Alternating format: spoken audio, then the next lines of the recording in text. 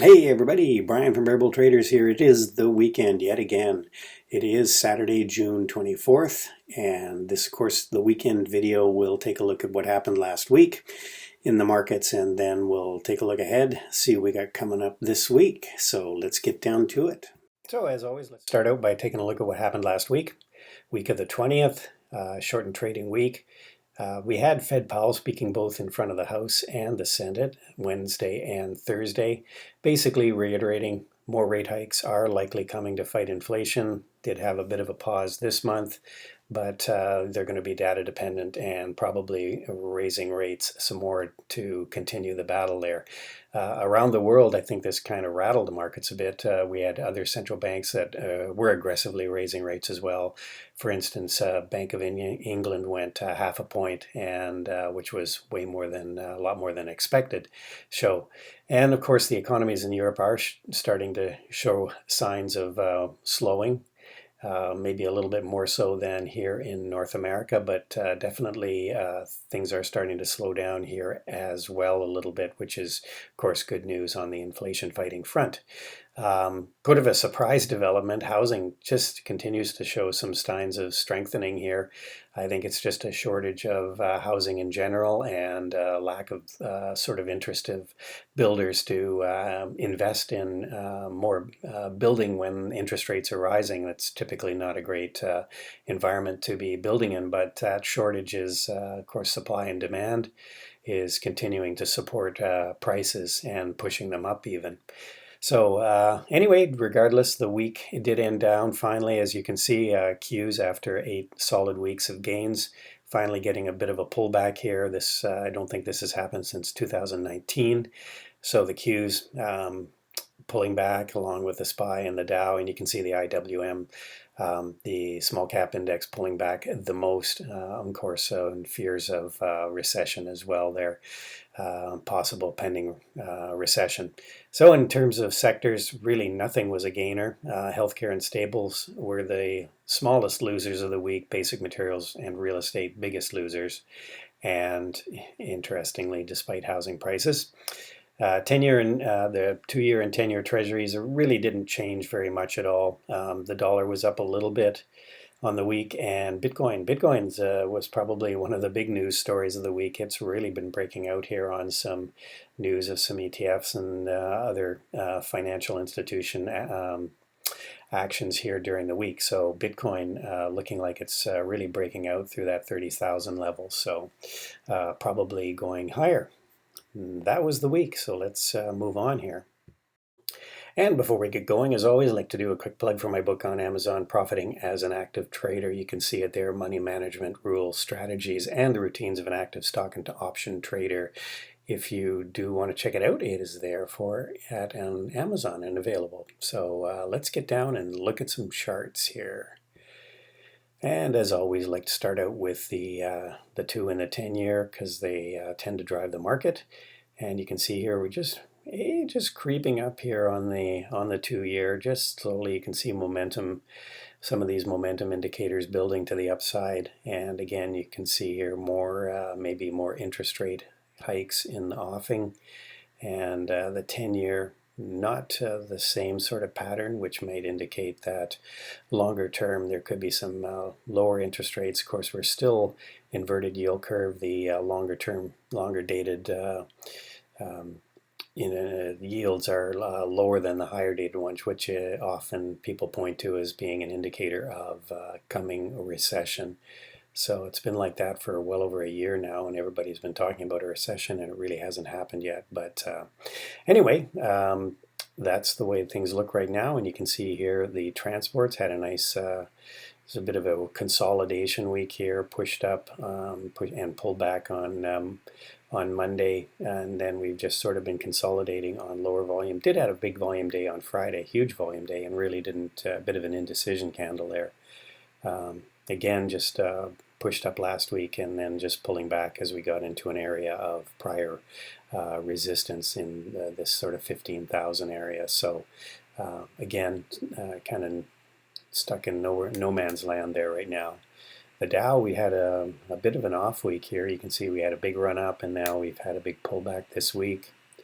And again, we kind of broke into an area where there was some prior levels of resistance, and of course we rejected from there and pulled back. So for now we're just in this sort of trading range here. You can see 33,000, 34,500. The Dow seems to be sort of stuck in a range here. Weekly was a little bit lower, but again it was a shortened trading week, so can't read too much into that. The Qs, again, we've had this big run up, really got extended from these moving averages, and now we had a bit of a pullback week there finally after like eight weeks of uptrend. So and the volume was not really notable during the week. Let's see how we looked on the weekly.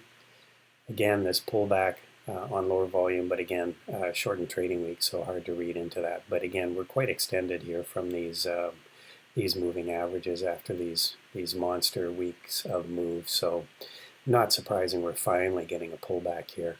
Same with the SPY, same comments here. Bit of a pullback week, inside week here on the weeklies. Again, lower volume, but again, not to be able to read into that. But really, you can see we're really on the RSI, really overextended, at least on the stochastics and MACD, and so it's not surprising we are getting a pullback, as I've already mentioned. And the IWM, of course, they were the worst performer on the week, and you can see here, again, sort of range bound. Here's your one range here, 190, and your bottom range here, sort of 170-ish area is where we're supporting. You can see all these moving averages kind of coming together, which should be an area of support for the IWM, unless we get some more bad news somewhere. The VIX just keeps selling off. No, this is the fear index, as they call it. And you can see here we're down in the 13s, which is just amazing. It's so low right now. There's just no fear of a big sell-off coming. The dollar was had a nice big move on Friday, as it's kind of counterintuitive because other banks, central banks, are raising interest rates. You would think that would attract money from there to there from the U.S. dollar, but maybe the economies are really showing signs of weakness there, and there's maybe more safe haven trading in the dollar. But you can see here we are up on the week on the dollar, primarily due to that move on Friday. And Bitcoin, you can see here we're still hanging around this 30,600 level. Let's take a look at it on a weekly. Wow, what a nice week here. We are at an area where there has been this prior level of resistance, and I would be watching for a move higher from here. And it's either going to reject here or it's just going to push higher, and then we could be looking at 35,000 as your next level for a Bitcoin. And finally, let's take a look at what I'm watching this week and some of the stocks that I'm in right now. For swing trades, you can see here Apple is just continuing its run higher. It's still in a nice uptrend, still above this 20 moving average, and the 50 and the 200, they're all sloping up. It's all just the momentum just keeps moving to the upside here. I think it could be going to 200. We are watching this, or at least I am watching this 187.50 level right now. This seems to be an area that we're topping out at right here. There's 187, and we did try to push above it. Even on a down day on Friday and the down day on the markets overall in the week, Apple, managed to it managed to eke out a gain on the week. It even eked out a gain on the week, despite the fact that the Qs were down 1.5%ish, 1/3%. So just amazing. And it just keeps wanting to go up. So this is a great opportunity to sell some downside puts, and just collect the premium on that because it just keeps wanting to go higher. AI I'm out of right now. It really just broke down here. So I'm looking at sort of this level in here, 30. This 30 level here for a possible re-entry. This is where it bottomed before, and if it can get down to around 30, I might look at buying it again. Amazon seems it had a nice pop up there on some AI news. Traded that on Thursday, and now it seems to have sort of found 130 level here that it's struggling with. But again, not a bad week for Amazon, despite the fact that we had a pretty down week overall. And this 125 level looks like pretty clean support here on Amazon for some downside put sales. And I'm really liking these options calls right now in this market. They seem to be working out really well at this point. Google again seems to be sort of stuck in this trading range here. You can tell by the action. So 120 support on the downside and 130 resistance on the upside on Google. KRE, this is one I looked at last week. I mentioned in this video last week, and I was looking at it's either going to break out or it's going to break down, and I said I would trade it either way. And you can see here it just started to break down, and I am now short. I'm short the 42 calls, which are sort of right around here, and they'll expire in August, and I'm also short the stock overall, so I'm doubly short there. And this, to me, again, the regional banks are not trading very well, and there's a lot of people saying that there is more trouble brewing, so I am short both with calls and with actual shares on KRE. Netflix, again, Netflix seems to be, this is 410. This area could be support for it. Certainly 450 right now is your resistance level, possible call and put sale. You're not really sure which direction it's going to go. You can make a non-directional bet. Nvidia, again, Nvidia, just it's just despite the fact we were down on it just seems to be holding in there. And of course, that's the ultimate AI trade, the picks and shovels, as they say. So probably still going to maintain that buying pressure. And I'm looking here at Peron. This is another AI play. It is pulling back. Did bounce on 32. I did kind of miss that. That's probably a good area. Would have been a good area to catch it on Friday, right where there was some prior resistance and where it broke out from. So natural area for it to bounce from. So maybe looking for another little pullback there. Maybe get back into it. Again, this is another AI play, and again, I'm watching this 40 level right now as a possible area. I've been in this before, I'm out of it now, but looking for a re-entry on this pullback at 40. Got an alert set. I always like to use alerts to get my entries, to get good entries. And finally, talk about sort of interesting trades. There's your other interesting trade that's been strong, Tesla. And again, sort of support here, and seems like 275 is resistance, but hard to bet against the stock, but certainly easier to sell some puts and count on the buyers coming in there. And Zion I'm not in right now at all. I can probably delete that one. I'm just paying KRE. All right, that's it, everybody. So let's take a look ahead here, what we got coming up this week, wrap things up. This is June 26th.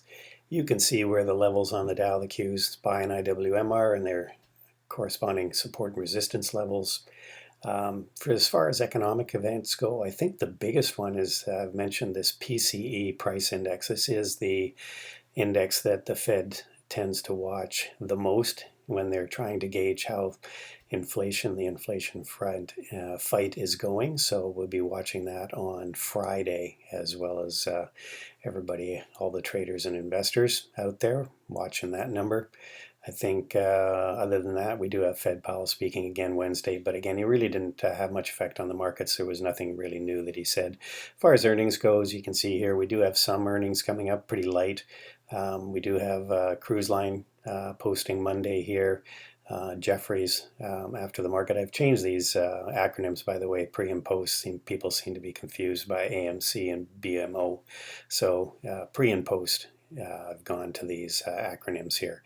Maybe a little less confusing. So post after the market Wednesday, post we'll get Micron, which will be an interesting one given the performance of the semiconductor space here. So that's it, everybody. I hope you're having a great weekend, and of course we will see you 8:30 Monday morning, starting our pre-market show, and of course trading the market open 9:30 with our members. And don't forget, check us out. We are going to be having a big meeting in New York on end of July here, so you can check that out on our website as well.